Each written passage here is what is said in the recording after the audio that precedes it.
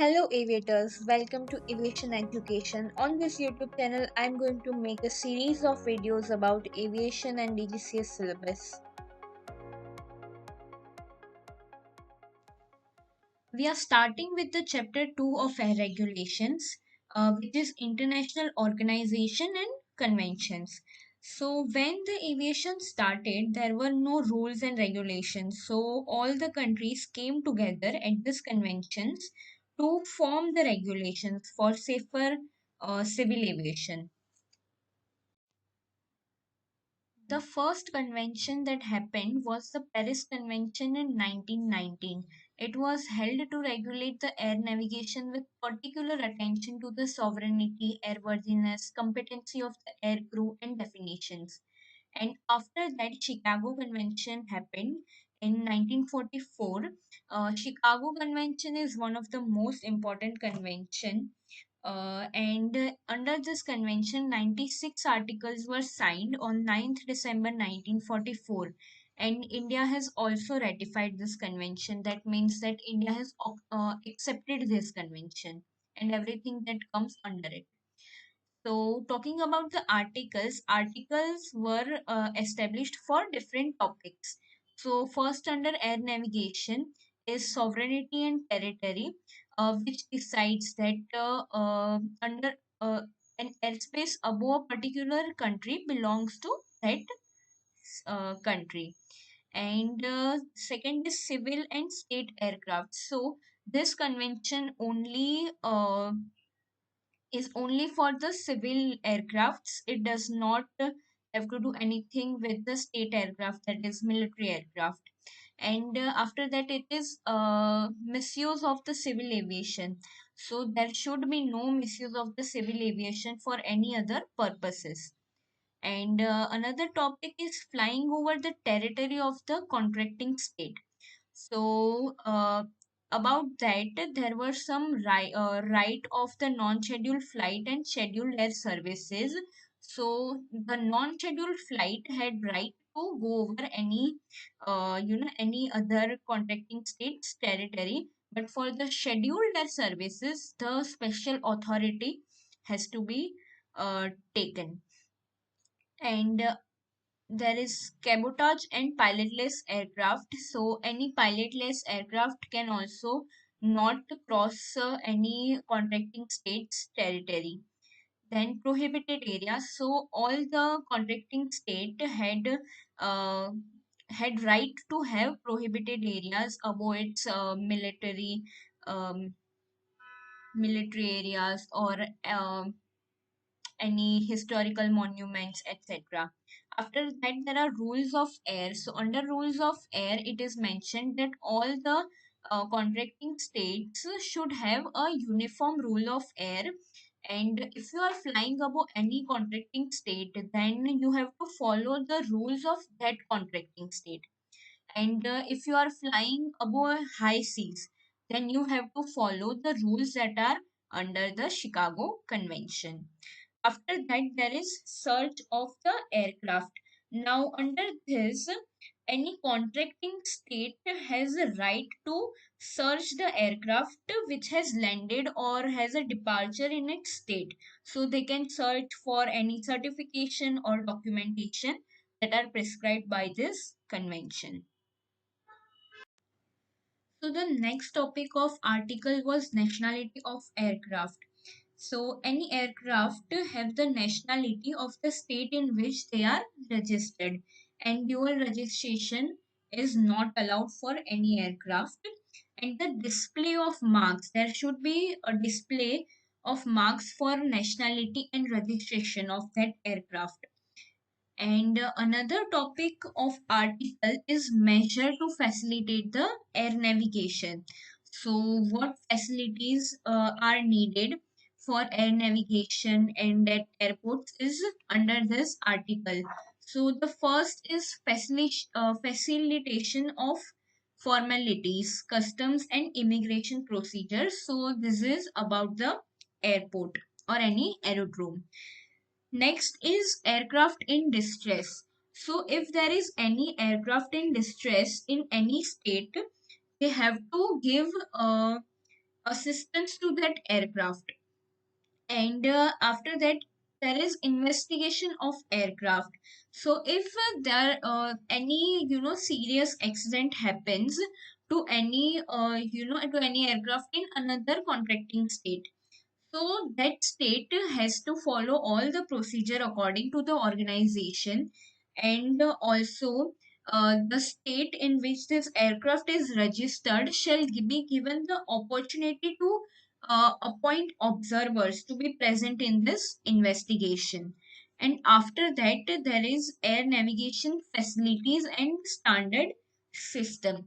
So under this, the organization decides that how many facilities are needed for air navigation, like navigation facilities, meteorological facilities, radio charts, everything, how much is needed.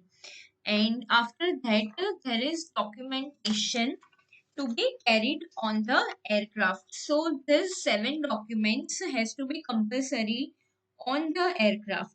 So the first is the registration certificate, second is the airworthiness certificate, third is the licenses of each cabin crew. After that, fourth is journey logbook. Fifth is the radio equipment and its licenses. Sixth is the cargo details and declaration. Seventh is the passenger names and the places of their embarkation and destination. After that, there is a topic of international standards and recommended practices. So, under international standards, standards are compulsory rules, and recommended practices are like advices given to the contracting state for safer civil aviation.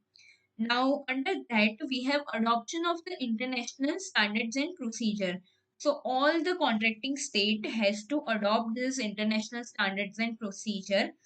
And we have departure from the international standards and procedure. So, if in any case any contracting state cannot adopt this international standard, then they have to notice the organization within the 60 days. And after that, there is endorsement of certificate and licenses on the aircraft. So if any aircraft is not following any specific international standard, there will be an endorsement on its certificate. In the Chicago Convention, International Civil Aviation Organization was made. It is also known as ICAO. So ICAO is a UN specified agency for civil aviation. And as I mentioned, it was formed under the Chicago Convention 1944. And the objective of the ICAO is to develop the principle and techniques of the international air navigation and foster the planning and development of the international air transport. Now, under ICAO, there are 193 of the UN member, including a non-member, which is known as co-pilots. Now, ICAO world headquarter is in Montreal, Canada, and there is also seven regional offices serving the nine regions. For Asia Pacific, it is Bangkok, and another offices are in Cairo, Dakar, Lima, Mexico City, Nairobi, and Paris.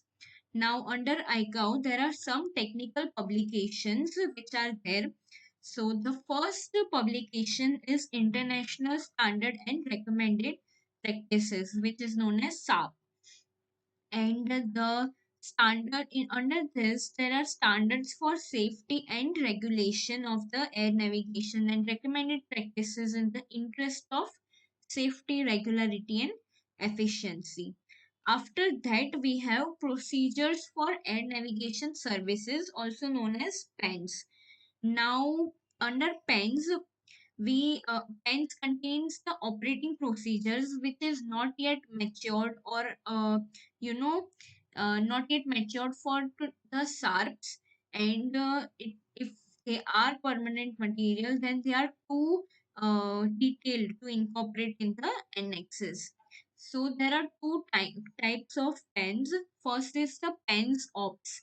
which is procedure for the air navigation services, and PENS ATM. So it is procedure for the air traffic management. And after that, we have regional supplementary procedures known as SUPS, which is PENS for a specific region.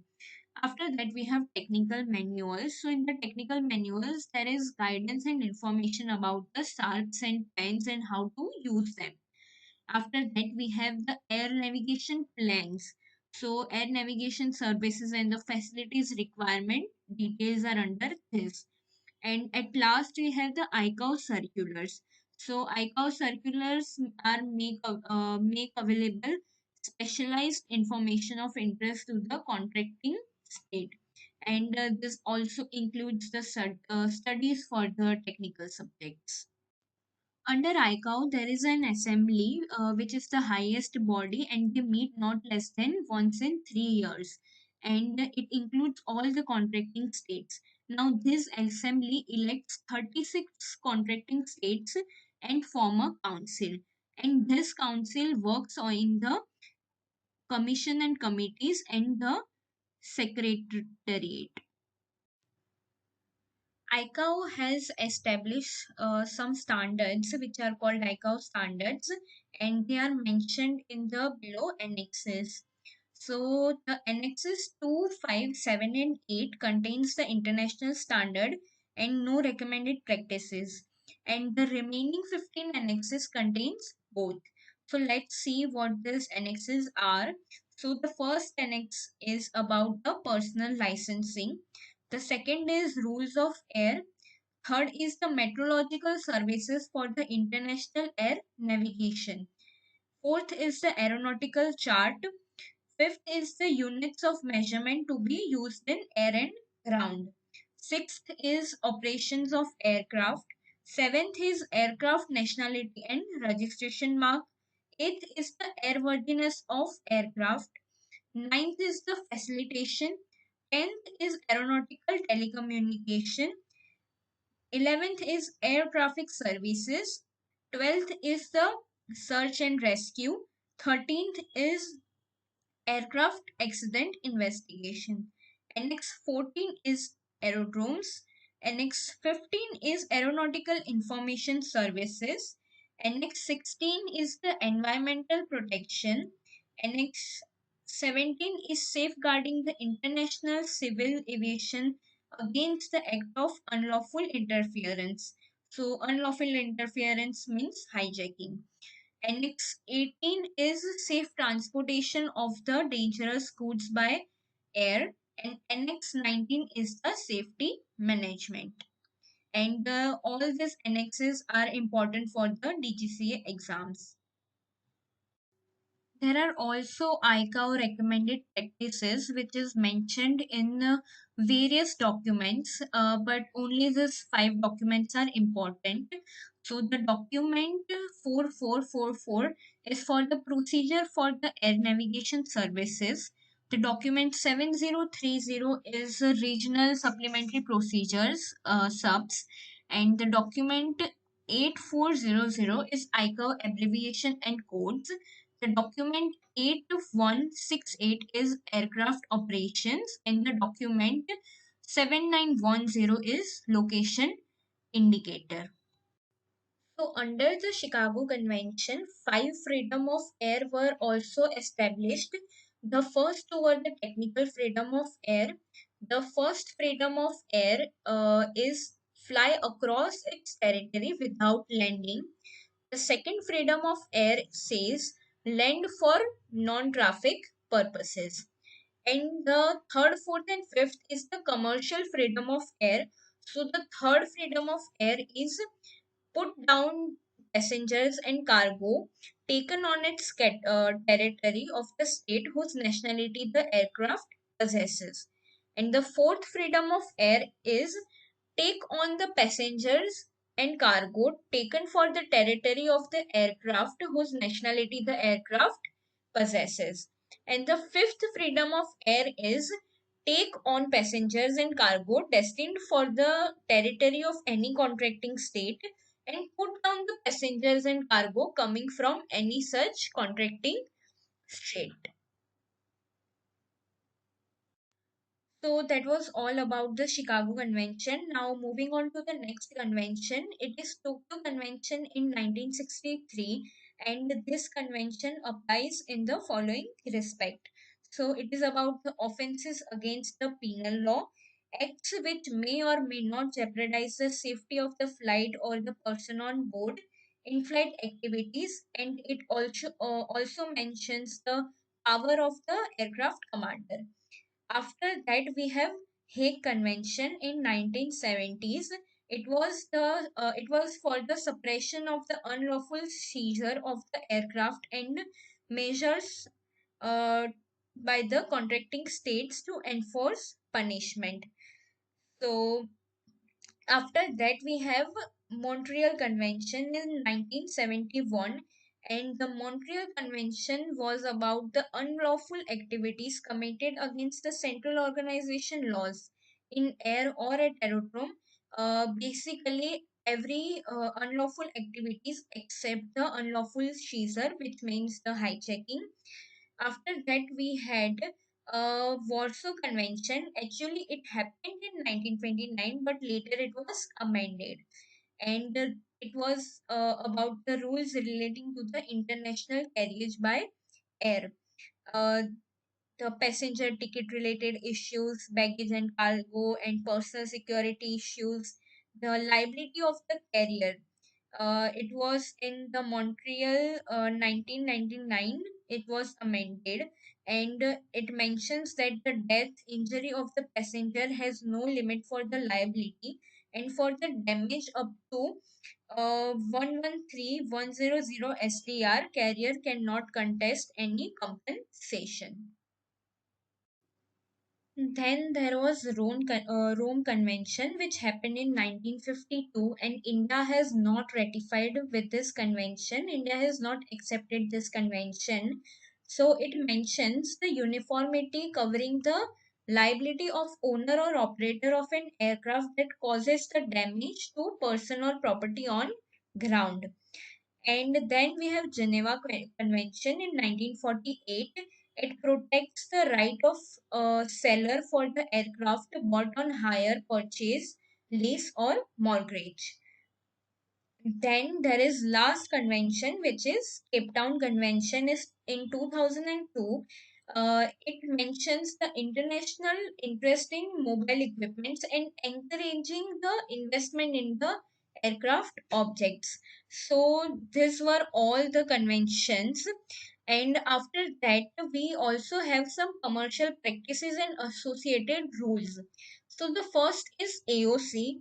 So the full form of AOC is Air Operator Certificate, and it is a document issued by the authority of a state allowing the operator to conduct public transport flights.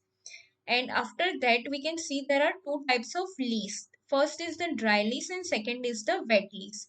So under dry lease, the airplane operated under the AOC of leasee, and under wet lease, the airplane is operated under the AOC of lessor. Now we have something called Ministry of Civil Aviation. So all the contracting states should have its own ministry for civil aviation, which is responsible for the administration of Aircraft Act 1934 and Aircraft Rule 1937.